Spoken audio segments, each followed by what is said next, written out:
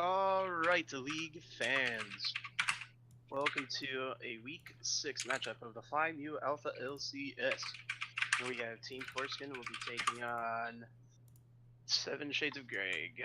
I won't get into the lineups because we have the one and only Elliot in the building to do his legendary introductions as we go along. For those who don't know, this is the first match that's going to be played actually on 7.15, the new patch. And I always do this. I always forget to do this when I first start.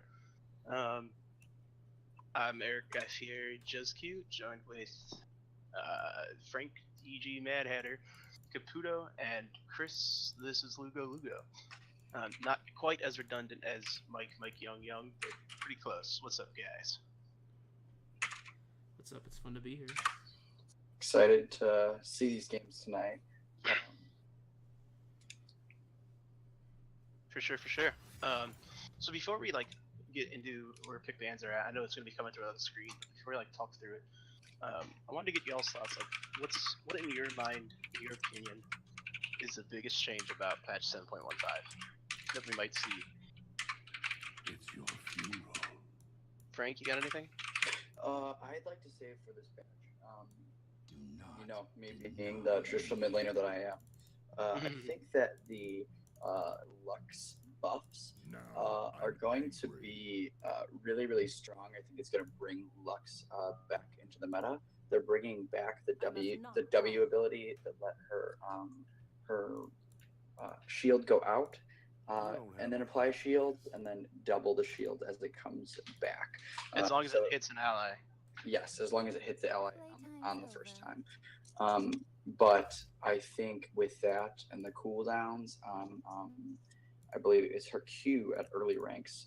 I think this is going to bring Lux back in the meta because she wasn't really weak per se to begin with. She just wasn't incredibly strong.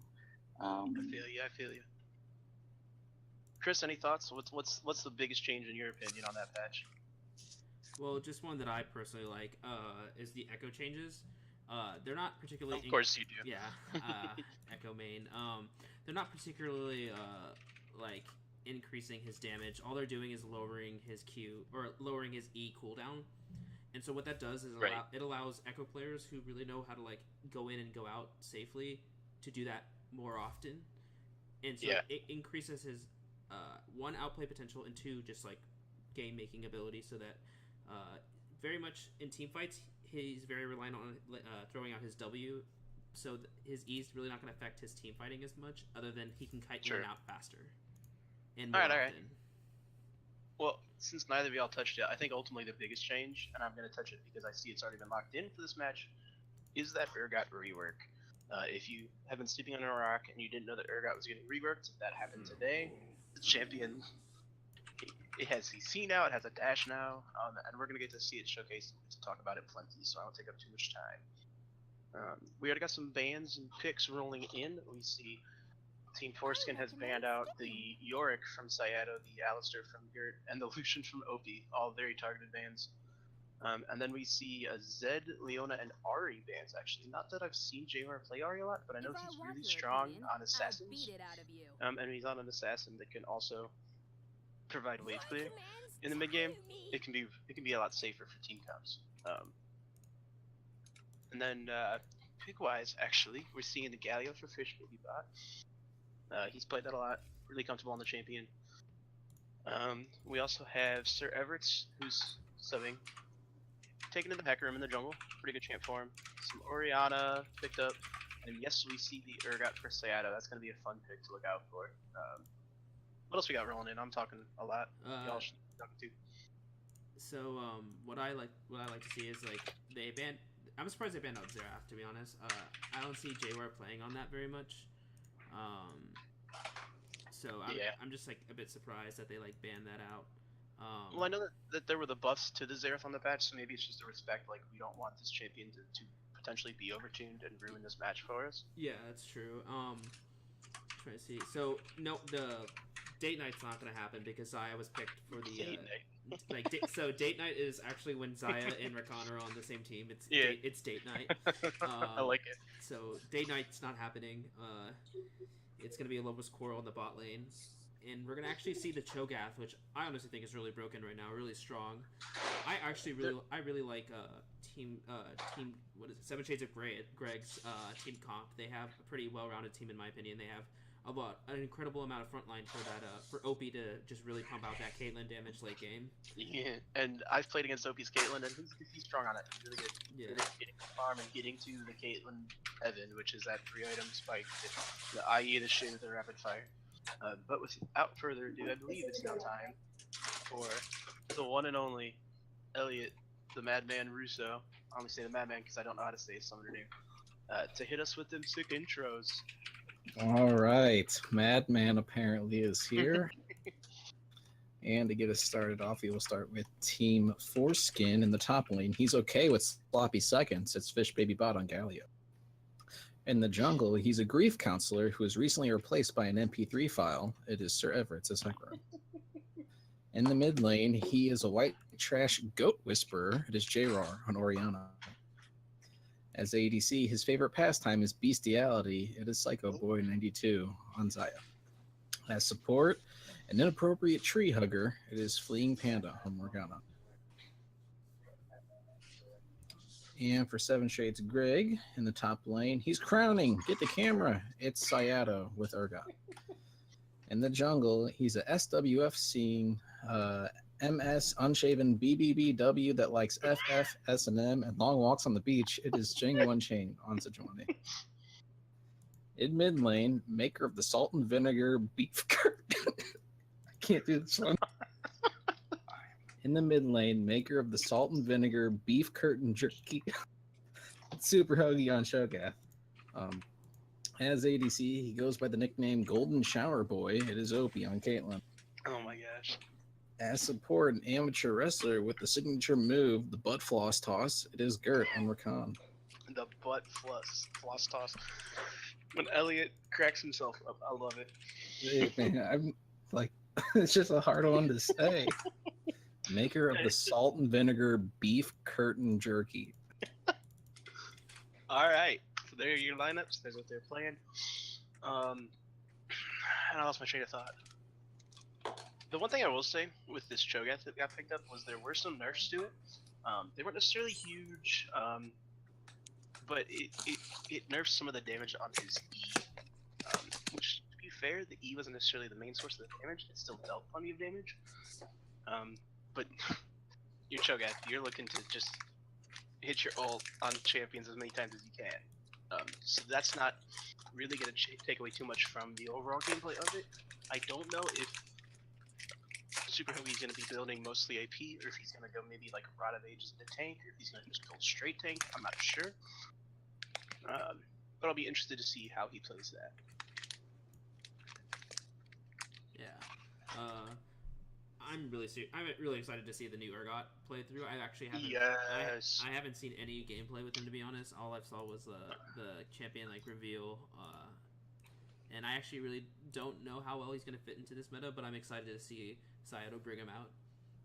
I was playing a normal with General Dill, and he was playing some jungle Urgot.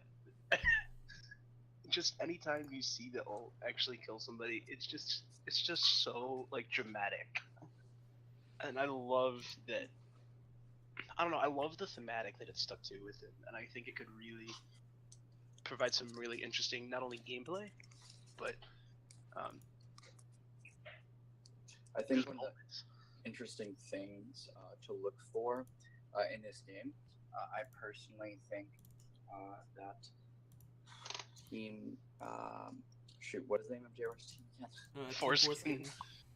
Team Foreskin. I think Team Foreskin is better in their macro play, but I think that if played well by Seven Shades of Greg, I think that they would be able to win some of these early objectives with the Cho'Gath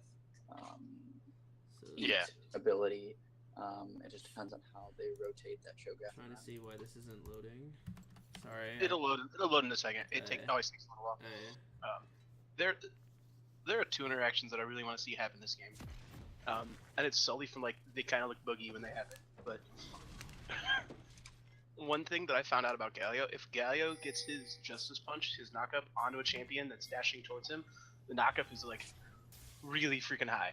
And so I'm wondering if we're gonna see Sayato go for, I don't even know the name of the ability, see if he goes for his Disdain at the same time as Fish Baby goes for the Justice Punch. And I want to see what happens. Can I get a reminder on how you open the... So O opens your overlay, and then X changes from gold to items. 30 seconds until minions Thanks. spawn. Okay, so how do I change to add the HUD that's on the bottom central? I don't normally cast, so looks like Press. What do you mean? To Looks add like we're the getting an items? invade. ooh, it looks like something cheeky in the bot lane's happening, and Upside then down on third. Good flashes. Flash and heal down from the bot lane. If you hit O, Lugo, you'll bring up the item overlay. there it goes. And then how do I get rid of this overlay? I guess it's like stuck there. And then if you hit X, you can go between golden items. Got it. Good binding by And you can get rid of that too. Panda. Hang on one second. Let me find out. If Good binding you by Clean Panda, but I did not even see Rakan in the binding. I just saw that someone was binded down. It was freaking me out a little bit. in the bottom left of your screen, there's that interface visibility button. If you go to that, you can go to time controls and you can turn it on.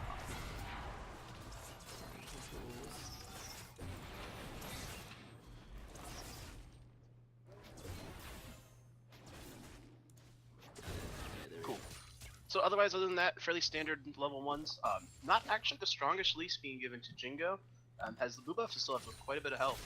Sejuani's fairly low. I imagine we're gonna see oh, she doesn't have to smite. I forgot that Sejuani's E is stupid. Oops, we have a root down. Ooh, good damage taken from some shades of Greg. I think my eyes in this matchup, honestly, are on this bot lane. I think OP on Caitlyn can solo carry games. And I think Psycho Boy's a player who, over the course of the split, has improved so much, and I think this is going to be a good test for him. It's a lane that he and Flame Panda could compete in. And I think it could be a really good chance, maybe for him to put on some carry pants. And he's got the Zaya, it's a champion he's comfortable on. He's got safety. He's got the Morgana paired with it, which adds more safety. So I'm really excited to see what can happen. What time are you at right now? 250. I'm at 250. Oh, I am not. So, I love that Sayato's also got the giant enemy crab god. Fun fact, that skin's dance is like, it's a top hat and it's the hello my baby, hello my darling. Are we at 315 right now? 316? Yes. 17, 18? You're like a second ahead, Okay. but it's fine. Oh, We see a little bit of an invade here from T4S Game. JR having the push in mid lane allows him to get some pressure in, and Jingo is not in a safe position to take this red buff right now. We could see a fight over it, or we could see a game Ooh, it looks top like we're seeing a forever. gang top lane. Sayato is pushed up. He does have a ward, but it's going to spot him too late. Goes in. Ooh, good pawn. 5. There we go. It looks like Sayato's doing something anonymously. And it looks like it is going to be first. Unfortunate that the flash from Sayato was he's trying to flash out of the taunt from Fish Baby, but unfortunately he just flashed from one side of the taunt to the other, so the taunt still went through. A little unfortunate. Feels bad, man. He should be able to TP and still catch most of this wave, which it actually looks like he's not going to TP. So he's going to lose a decent chunk of that wave, unfortunately, but he'll hold his TP at least so that if a return gank happens, since he's flashless, he doesn't lose out too much at that point.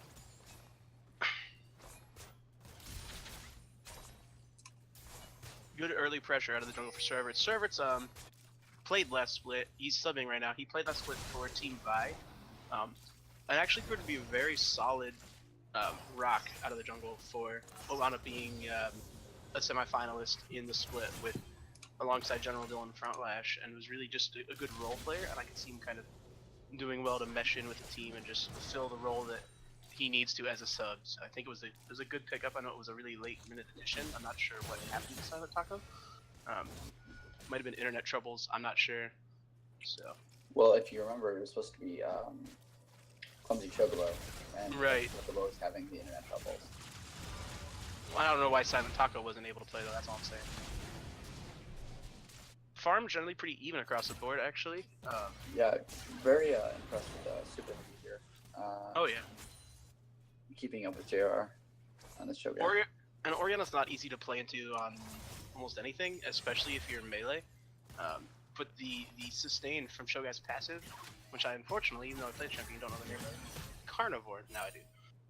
The sustain from his passive is actually doing a lot of work in that lane to kind of say like, go ahead, harass me all you want. I'll just farm my wave and be full health anyway.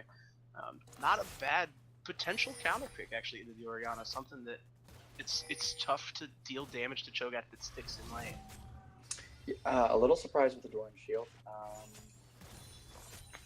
I don't hate it in an abusive lane like this. Doran's Ring's also nice. Corrupting Potion's also nice, but D-Shield's still pretty strong. It did get some nerfs a patch or two ago, but it's still a strong item. Just a heads up for you guys, I don't know why, but I think my stream is lagging a little bit, and I have to keep pulling myself ahead. Mine's doing that too. So 622, 623. I'm there right now.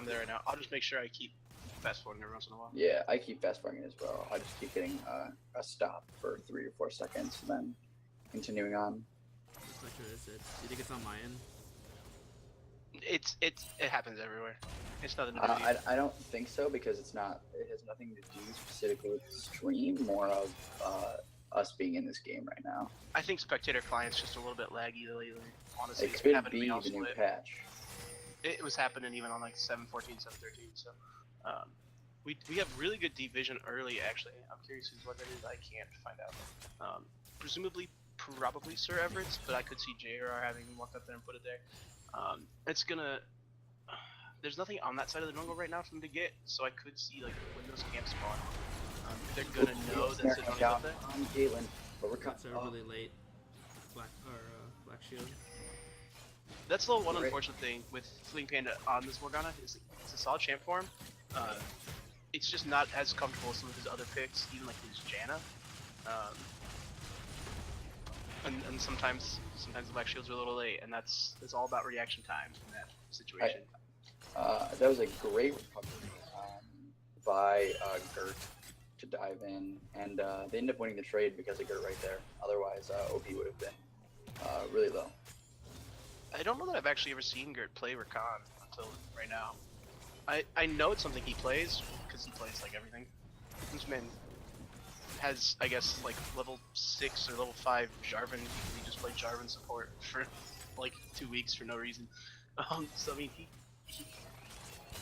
yeah, the man's champion's full of huge. And actually, we're gonna see Fleeing Panda step on a trap, take a decent amount of damage. Nothing's gonna come of it though. Ult's gonna come down, but gonna get below 140 health, but yeah, that's not that close. Oh, and see, it's really unfortunate timing here because they saw Jingo and Chain. Team Foreskin saw Jingo and Chain top lane on that ward, which would open up a chance to make a gank bot. It looks like they're gonna actually roam top anyway because they were getting the blue buff. Take it away, Frank. Comes in. Oh, Wow. They get the flash away from Sayada. His flash had to have like just come back up. Oh my gosh. I think we lost both flashes from. Yeah, Fish Baby flashed too. Sir Everett and Fisher bot. Ping's going down onto the red buff by Team Foreskin, trying to steal away the jungle. They do have a man advantage, and Super Hoagie is shoving mid lane. I'm not sure if he's aware that there are 3 people in the jungle. I'm not sure why he would be because there's no wards. So, good macro play from Team Foreskin as you were highlighting. I believe it was Frank who was saying that. Are they gonna set up a death push? Jing. Yeah, it looks like they're gonna. Death push is top lane. Ooh, good time. 4-man mid. Shockwave's gonna hit. It's gonna be no unfortunate follow-up. Thanks to the early flash there from Super Hoagie. All the skill shots hit. It's just you're ganking a Cho'Gath. It's hard to kill. He's a very hard to kill champion. Yeah, and it does look like he'll be going for that Ruffle build as you were talking about earlier. I like Rod of Ages on Cho'Gath in a solo. I think in the jungle it's too greedy, which is why like obviously the optimal build in jungle right now is like Cinderhulk, Righteous Flurry, Stoneplate, Pocket. that those 4 items is such a strong place for Cho'Gath. But when you're laning, you don't have to worry about getting your jungle items, so you can afford to go for the Rod of Ages first, and then maybe transition that into, you know, the Righteous Glory, the Stone Plate, and the Locket later. Good combo there from Psycho Boy. You say, come at me, Caitlyn. Ooh, we have a game coming in on J-Roar. Ooh, just missed Don't shot. gonna J-Roar with The Glacial Prison's gonna hit though. Oh, ult coming down in the 20. Ooh, flash away from J-Roar. Oh! Lack of mana from the Cho'Gath stop. That chomp That- down. But looking at it, Cho'Gath does not even have the feast. Yeah, his ulti wasn't even up, and the binding is going to connect. My video is lagging out. Yeah, I think you guys are a little ahead of me. I'm at 11:10 right now. Yeah, I'm there now. Okay, But you were a little ahead of me. So one thing that I was just like blatantly impressed with was J-Rar's ability to just like dodge skill shots. Oh Yeah, his great dodging skills. He I think if Jingo and Chain was a little, you know, I think if they were anticipating some of his jukes a little bit, I think it would have been an easy kill. But, you know, not always an easy thing to do. Yeah, and like, if you're talking about Sejuani Cho'Gath as like a 2v1 in that case, while you do have the point click from Sejuani's E, you gotta get in range to hit it, and those champions do get decently kited by Orianna. It's hard to say that about Sejuani so much because she has an AoE slow and because she has slow resistance, but it's still feasible to kite that out as an Orianna. well, just like something that like I don't know, I thought was just like kind of just like really impressive was the fact that like they completely missed the Sejuani stun.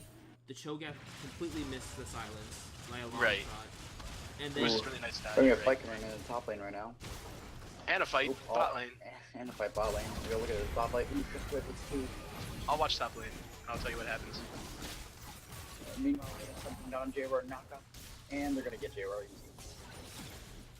And I'll tell you what happened top lane. Nothing happened. It was just a trade. So, you got the fight that mattered. And it looks like JR's now on no summoners, which could make a potential next gank tough. Although it is still Good knockup with Psycho Boy. Orianna, who's notoriously safe. I think the Caitlyn in that moment could have done a little bit better with her spacing to get a couple more shots on people. But, you know, not too much damage lost. I mean, Caitlyn's still powering up, so like you can say that, and that's fine, and I understand that.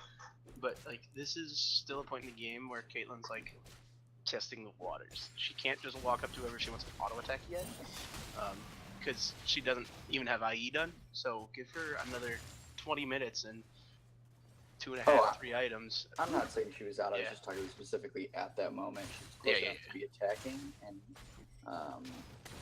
just was running with not, in my opinion, imminent danger.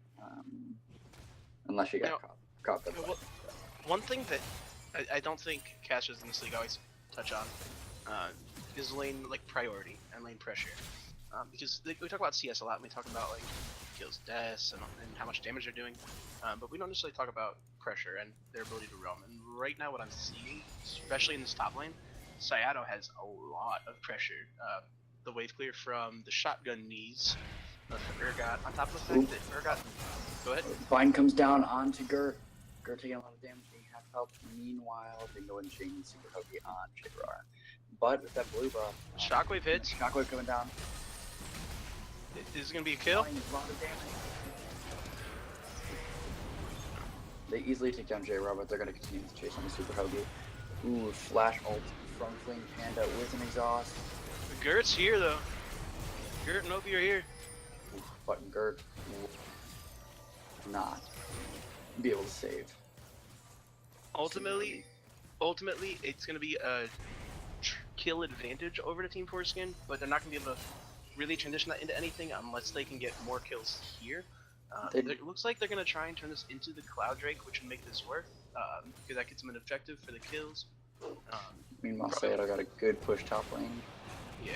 Will Probably have to would have put up with liked. Lilia. probably would have liked to have been able to just straight up win that fight and just take mid lane. Oop. The Dark Bind is going to get onto Gert. Oh, TP They coming are in? going to contest this. Galio is going to force them to back up.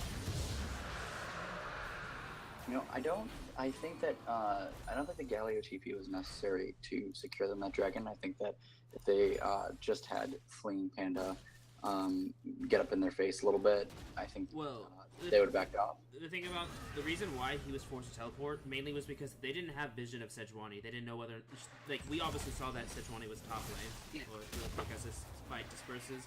So we knew that Sejuani was in her red side, but from the standpoint of Team Foreskin, they had no idea. So from their standpoint, they needed to throw down that teleport to make sure to back off any forced aggression. The only thing I will say is, while I can see the TP going down in the first place, it probably could have been canceled because the dragon actually finished Galio arrived.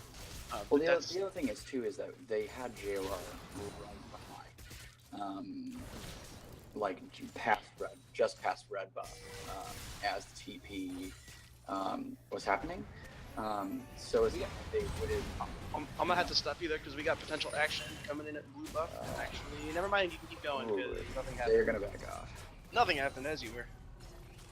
Nope, that was the end. That was all. Okay.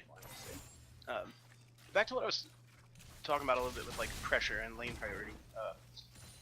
We've seen it's a tale of two lanes in top lane and mid lane right now, where JR by virtue of playing Orianna has all the pressure mid lane and can shove out Super Hoagie. While he can't shove him out of lane, he's pushing the lane faster. So he's able to push and roam, get deep vision, contest buffs, making ganks elsewhere. Where Super Hoagie is left catching the wave at his tower and is kind of having to play that reactive mindset.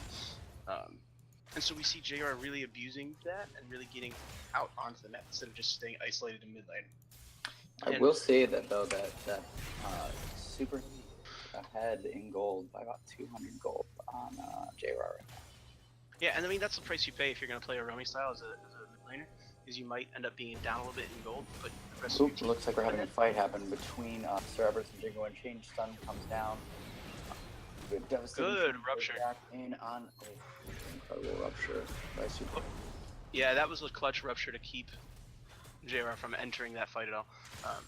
Conversely to that, mid lane pressure though, and we actually have a little skirmish going on top lane even as I talk about this, but we see Sayato has like all the pressure top lane. He's winning trades, he's got the push advantage. The only difference is Sayato hasn't been able to turn that into any kind of presence for his team globally yet. Part of it I think is due to the champion. We have a 4-man game coming in the bot lane. Ooh, good trap by OP, and that chunk Sir Everett's. That IE looking very pretty. Oh, and Sayato's doing work on Fish Baby Bot in the top lane right now. Are we gonna see our first? Are we gonna see our first Fear Beyond Death of the PMA LCS? Not quite. Fish Baby is still Galio. He's still pretty resilient. Man, yeah. Just... Go ahead. I was just saying it's just so surprising on this Urgot to be down a kill, down 10 CS, and still just hurting Galio as bad as he is. I mean, he is winning the trades in the top lane. He is a level ahead of Galio in the top lane. I mean, I understand that, but I don't think I'm that surprised. I'm gonna be completely honest. If I'm on Galio, all of the worst counters to Galio are 80 lane bullies. Darius, Renekton, Jarvan, and that's exactly what Urgot is. Ooh, but we're actually looks like we're see... giving a 3-man gank. JR. Can he outplay this? Ooh, the ult coming down from Fish Baby Bot. Oh, JR! Ooh, that combo was disgusting. Very well played by Team Foreskin, knowing their comp, knowing what it does. Yeah, I'm just gonna give props to Sir Everett there. Because what he did was incredible by starting his devastating charge, then ulting, using the onslaught of shadows to get Sayato, and then knock him back with devastating charge. Really, really good. Meanwhile, OP double kills in the bot lane. Ultimately though, tempo advantage does go to Team Foreskin, as they were able to get the first tower gold, and they're able to transition No, quicker. Seven Shades Greg got the first tower goal with Cho'Gath getting mid. Did they? Yeah. Yep. Oh, I totally missed that. My fault. First turret happened, I believe. So with the exception of Hoagie getting mid lane, Tempo still went to Foreskin as they were able to base and get set up for the next fight earlier. But I didn't even catch that Hoagie got first tower. That's my fault completely. Yep. And so they ultimately a good trade if you think about it for 7 Shades of Greg. They got first tower, they traded, they actually got an extra kill, and they traded towers. So, and with Galio Roman right now, I think Sayano will probably, if he continues to push, will take that top turret easily. yeah, I feel like the Urgot top is something that wants to stay top as long as it can, kind of like a Nasus.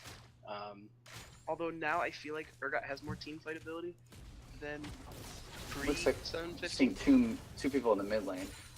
We do. If you do notice on Super Huggy, that's the stone Guard plate, Dwarf baby. Stone Plate, second item.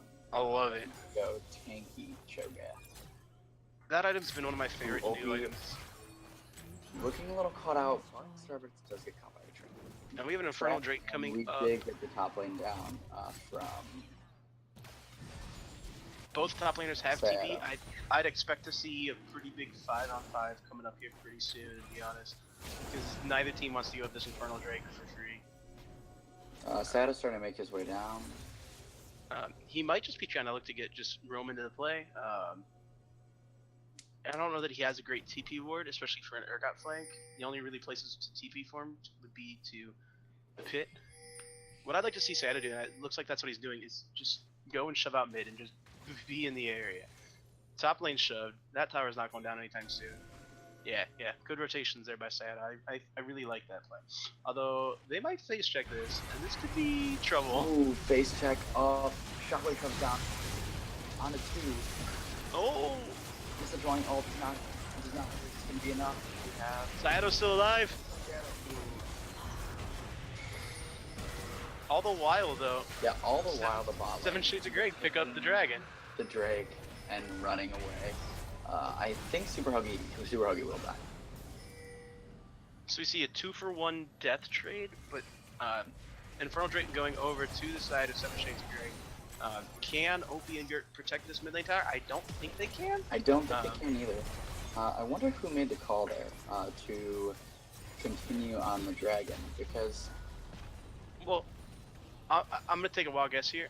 I'm assuming Opie and Gert made that call to stay in the dragon, and I think this is one of those situations where you see where it hurts to sometimes have to have subs, because it was Sayato and Hoagie that got caught face checking that push. I think if they play with his team more regularly, they'd have a better understanding of like, this is what our team's trying to do, this is what we're looking for in this play, and that wouldn't have happened. I mean, I still think that it was worth in the end for 7 Shades Greg, knowing that they were already up as far in gold as they were, trading a 1 for 3. They lost a turret, but that Infernal Drake will hurt pretty bad. Ooh, all coming down on Galley on the top lane. Shockwave again comes down onto Gert. Gert is so low! Oh my gosh. And Opie's just gonna rail on Cerberus. JRR, flashing forward to kill this. Popping off on this Caitlyn. A little bit questionable there for JRR, flashing forward to kill the support who is out of the fight already. He actually didn't flash forward. He used the blasting plant to I thought he flashed forward after that. My bad. He did? I didn't think I saw 7 it. Shades I'll go back and look. going for the Baron, but the bot lane does know. Okay. Ringo and Shane sees Clean Hand on the outside. We're down on it. And the Baron is going to go to 7 Shades of Greg. And Lugo, you're right. He had flashed out of the pit and then flashed one back over to finish the kill. One of those situations, and it's really hard to wage this kind of risk-reward in-game, but the reward of that was picking up a kill, but the risk was the mid laner's down, now they can just take Baron, and that's exactly what happened. So, there's the saying that if you're a carry, you have to like play on a razor's edge, play on a nice edge. You have to be willing to put yourself in danger. to make plays, sometimes it backfires, and I think that's one of those situations where JR just stepped that little bit out of line, a little too much, and Caitlyn's starting to come online. He's actually opting for the Phantom Dancer. Interesting. And doing work, OP is. Oh yeah, I mean, I'm not knocking it by any means. I just know, like, the premier Caitlyn build has been that double energized build that we talk about so much. One thing the Phantom Dancer does allow her, it allows her to duel people more. And I think that's why he opted for the Phantom Dancer build, is because they're so far ahead that he can afford to duel individuals. He can afford to step up to Psycho Boy or JR and just say, fight me.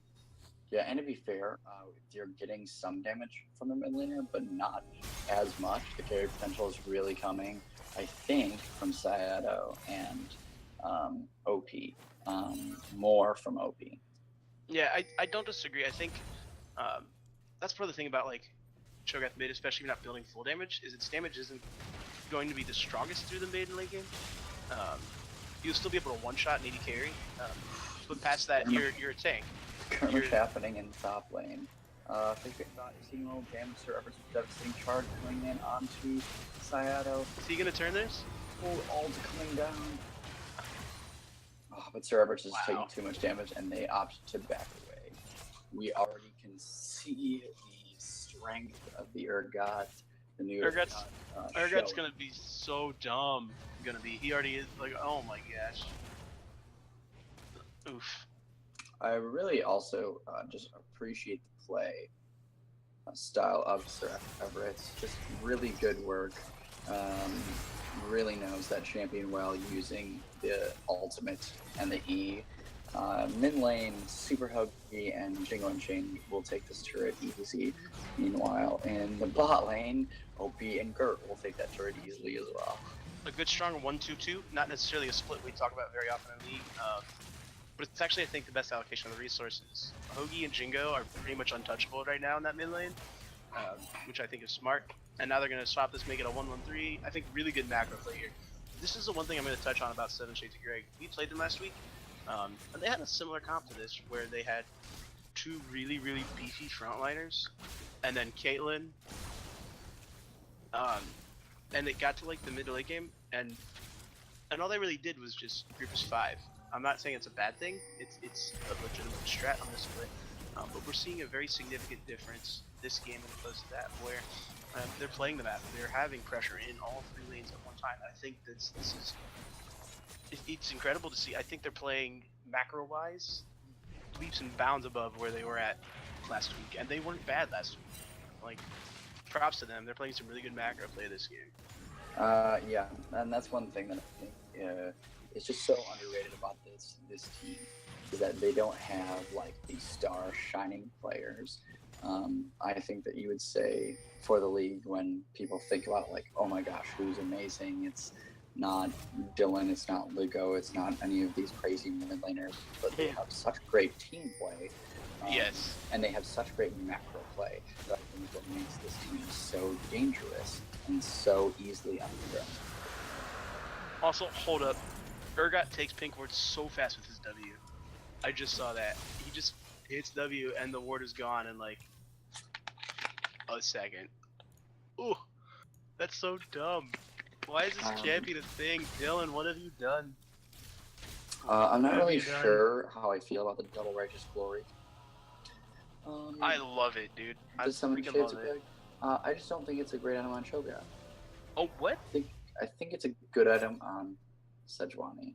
I'm gonna tell you why it's a great item on Cho'Gath. It gives health, it gives mana. Those are pretty much the 2 stats Cho'Gath cares about. And what's the #1 downfall to Cho'Gath? Getting kited. Righteous Glory makes it so hard to get kited, because all of a sudden this gigantic monstrosity is running at your AD carry's face, and you can't slow him down. You have to CC him. Even then, he's got flash. And if he gets on top of your AD carry is not getting away. Between the silence, the knockup, and the slow, and the slows that are provided from his E, I love Righteous Glory and Cho'Gath. I'm just saying Cho'Gath doesn't have a lot of damage. Meanwhile, Sayato is taking the top turret, just out rotating. The enemy team, they've got a 7,000 gold league at this point. Who's spotting Sir Everett's out, and I don't really even know how Caitlyn got that shot off. We're having a skirmish gun in top lane. Taunt coming down onto Saedo, but he's just going to continue to waste. He just takes no damage. Although, to be fair, neither does Galio, but I'm going to ask you this question then. What would you have Super Hokey build instead of Rage's Fury? I just think that he's already so tanky. Get something that is probably going to harm the enemy team more. You get tons of health as Cho'Gath. I mean, but his ult scales off of his health. And his scales off of his health. Well, I'm saying, why wouldn't you get a little bit more protection against the Morgana, the Orianna, and the Galio? You get a Spirit Visage, you get health, you get more cooldown, and you get to gain more health when you're You'll just and you already have the sprint effect from using the Righteous Glory to communicate with a Sejuani and do that. To be honest, like the only thing I would see them getting better, I'm not quite sure about the Spirit Massage, but if I would want one of them to at least get a Frozen Heart, just for that Xayah threat, just completely eliminated with a Frozen Heart. I can't disagree with that, and I think that's one that could honestly go on either champion. I don't think Frozen Heart's bad on either. Ooh, meanwhile, we're having the substation Greg going for the Baron again. Saedo just continuing to split down, but it's not phasing the enemy team. They are going to. Sir Everett steps on a trap, is going to hit right onto Obi, but Obi just gets locked down. Great CC chain happening with a shockwave on 3 people. Saedo is now in the fight. Genuine Chain is gonna die though. Saedo's still full health. Can't do it. Super Hoagie gets knocked out into 3. Ooh, double kills. Saedo is still full health. Saedo against 3. Oh my gosh, Saedo, you can do this. Ooh, just you're full health. Face. Flash away from Fish Baby Bod, and Starburst is gonna have to back. Ooh, Saedo is gonna use his TP to get down and get the tower. Even when the fight goes in favor of this enemy, Starburst is going to get the devastating charge, misses Justice Punch. Saedo is going to 2v1. I don't think with this low mana that he'll be able to do it, but Starburst is taking a lot of damage. This baby bot and Starburst are still chasing. Devastating charge. X-Trigger pops. Punch again. Pops. Oh my gosh! Why is this a thing? Why does this champion exist? Oh my gosh. I just think you clearly can see the lack of communication coming from Fish Baby Bot and Sir Everett's, and Sir Everett's being a sub. They're just using the Justice Punch and the devastating charge, not together at all. And that all just comes out of synergy. Like it's tough. Top lane jungle synergy is not something that's easy to come by. I mean, yeah. You want to talk probably the one combo really in the last 3 years of League that has been considered an incredible jungle top duo is Huni and Reignover when they were on Fnatic. I don't think anybody else has really even matched that since, and that's a lot of combinations and a lot of really good combinations. Yeah, unfortunately, even when Team Foreskin, they jump onto the Caitlyn early, they get the Dark Binding, they get the Shockwave. Ooh, Shockwave down on JR, and he's gonna take Flash coming in from Psycho Boy, Flash coming from Obi, Psycho Boy, ult, and we got another fight. Yeah, is Feral Scream on the enemy team. Clean Panda, meanwhile, is just railing on Sir Everett's, and Clean Panda, Chamberlain in the back line, taking a little bit too much damage. Urgot's here, though, boys. Ooh, the great knocker from Gert, taking burn damage, and Obi will shut down. Obi will take down the Galio. There's just so much going on. Yes, and I was gonna make a comment a little while ago about how like we were 24 minutes into the game and there were 14 kills. I was like, it's actually a really low kill game, and now I think we've had 14 kills in the last like 5 minutes. It's like What I was going to say before this massive team fight happened was that even with all that combo, that great fight that Team Fortune had at Baron, they still end up losing in the end because the Urgot is stupid. And then he TPs down, cracks open their base, and still gets a kill before leaving. I don't have words for. I have words, and it's a mix of macro play and a mix of bustedness of this new champion. I'm sure Justin is raging out of his mind. I have as words. Caitlyn is taking this dragon. And it's to any top laners out there, and it's my thought on top lane in this patch, and it's if you really want to climb a top lane, play Nasus and play Urgot.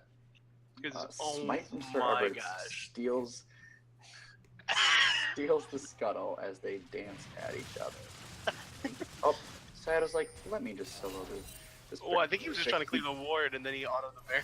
He didn't even clear the ward. It's still there. No, he didn't. He said, not worth my time. Oh my The fight was played really well, that last fight by Gert. Yo, I don't know. He almost where- died.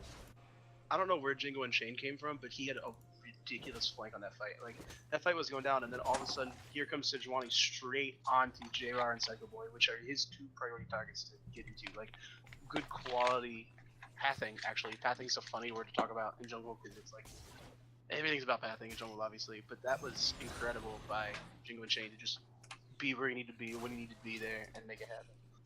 I'm not gonna lie either, I know none of the abilities of her, so I've been like trying to look at them very quickly.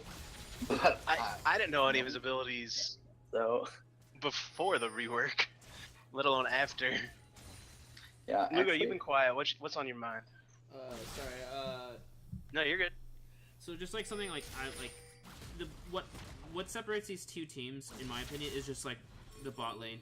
The presence of the Caitlyn is really just dominating these team fights, and then also the Xayah at the. There's been like 2 major team fights in this game.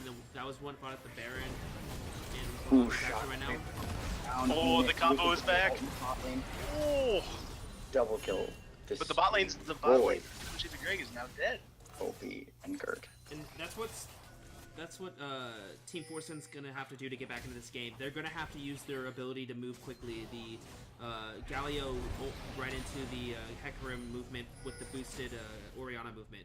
They're gonna have to use their movement to catch out either Sayato, Opie, or Gert. They obviously it's difficult to catch out Jingo, Unchained, and Super Hoagie, mainly because they have so much tankiness. But if they catch out that bottom lane or that top laner, they're able to force those catches into objectives Team like this Fortune Baron. going for Baron. No, all I'm gonna say with regard to this Baron, with Super Hoagie does have his ult. defending the base. Sayato is just too strong. Yes, backing off is probably the right decision here. Because, well, Super Hoagie's ult deals more damage than Sir Everett's can with his smite. Even with a level 18 smite. So that's a very risky 50-50 to take. I wouldn't even call it a 50-50. I'd call it like the 60-40 in favor of Cho'Gath against Hecarim to win that Baron take. Like, and so once again though we see Team Force can pick up the kills and they can priority click thanks to good macro play, all the lanes being shoved to oblivion, and Team 7 Shades of Greg just being a good shot, being in a good spot, map wise and rotation wise, they're not able to take anything off of those picks. I kind of disagree with Opie's build with the second Vampiric Scepter.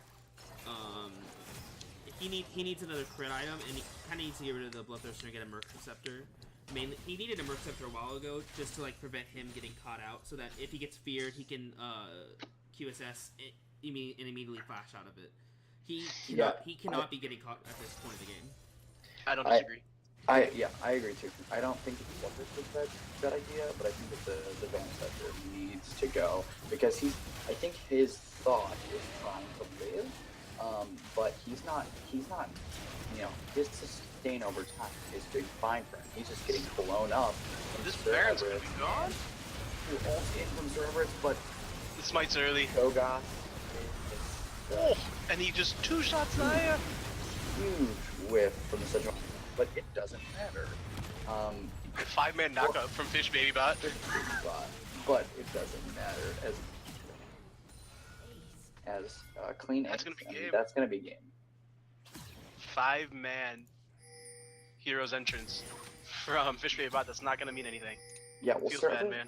Cerberus in that fight, Onslaught of Shadows a little too early, and in my opinion, Seven Shades of Greg should have killed him a little earlier, but it didn't matter. He just went in too low. Meanwhile, OP was 3-shotting the enemy team. Well, he two-shot Zaya, like, oof. So that's going to be game 1 over to 7 Shades of Grey, 18-14, one of our lower kill games, actually, in this split. I'm going to be posting the MVP poll in a second, so look out for that. If I don't mess it up. I always, like, forget right off the bat. Tell me, Eric, though, who do you think, in your opinion, is the MVP of this game? Oh my gosh, this is such a hard decision because everybody on that team did things that were relevant. You saw Seattle had incredible pressure and it's played like with the team fight where they lost the team fight outside of there, and then Seattle shows up full health and is raid bossing the team. Jingo and Shane had played a couple team fights really nicely. Super Hoagie, his presence in team fights was there. OP was there. Gert was like, it's really hard to make this call for me. Part of me wants, though, to give it to Sayato, specifically for fight outside of Baron that Team Foreskin initially won, where they stopped the Baron, they got 2 picks early, but then Sayato showed up, managed to pick up like 2 kills in the middle of that fight, assisted on another one, TP bot, managed to get the inhib tower, and then picked up another kill in the 2v1. And so part of me wants to give it to him, like for that moment, for that play. But it's an incredibly hard decision, so I totally understand that everybody's going to disagree on this one. My only reserve to giving it to Sayato is a lot of it was kind of like he was doing a lot of high risk, high reward. Yeah, he was pressuring top a lot, but he was doing it unsafely. If you notice, the reasons why Hecarim was able to get such easy ganks was because his warding just wasn't where it needed to be. Hecarim just had free range to just go and gank top and mid lane to gank top without him knowing, until it was like he was knee deep. Yeah, he was playing like a very good champion that's in this meta, and we have to give him props for like their decision making and picking that champion. But his his lane pressure was kind of the reasons why Team Foreskin was actually able to get in this game and stay in this game for as long as they did. Fair. And if it was me, I would give it to their support. Don't really know his name, because like Gert, there was just a lot of plays where he did it correctly. He pulled out that flash out of Justin, where he barely lived and was able to calculate his mobility enough to where he forced that flash out of Justin to try getting something out of that trade, to which they were now lost their carry and they immediately turned to Baron. So yeah, and that's just hammering on the point. Like, it's really hard to pick an MVP from this game. What about you, Frank? What are your thoughts? My thoughts are just on OP. I think that there were 2 moments of weakness in OP's play, where OP was just kind of out of place on Baron when they got the Wombo combo, and then Sayato ended up going down and getting the turret anyway. And they traded a 3 for 4. And in bot lane, when the charge from Hecarim and the Galio shockwave combo killed Basically, again. the two times that the Wombo combo worked for Team Foreskin were the 2 times OP died. Yeah, and those are the only misplays that I think OP had. Great positioning, damage, for the most part, as I'm saying.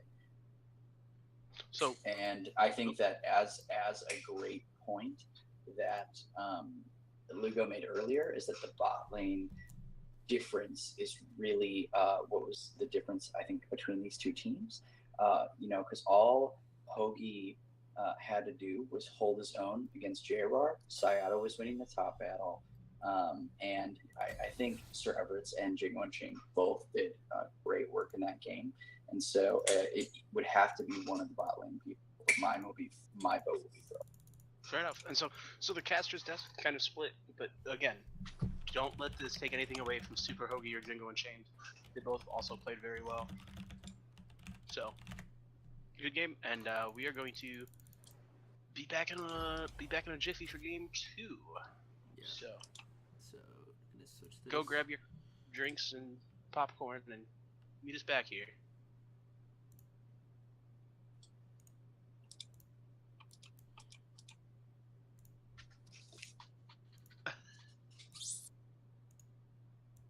Okay, so welcome to the intermediate Chris show. Let's add some game capture. Let's find some.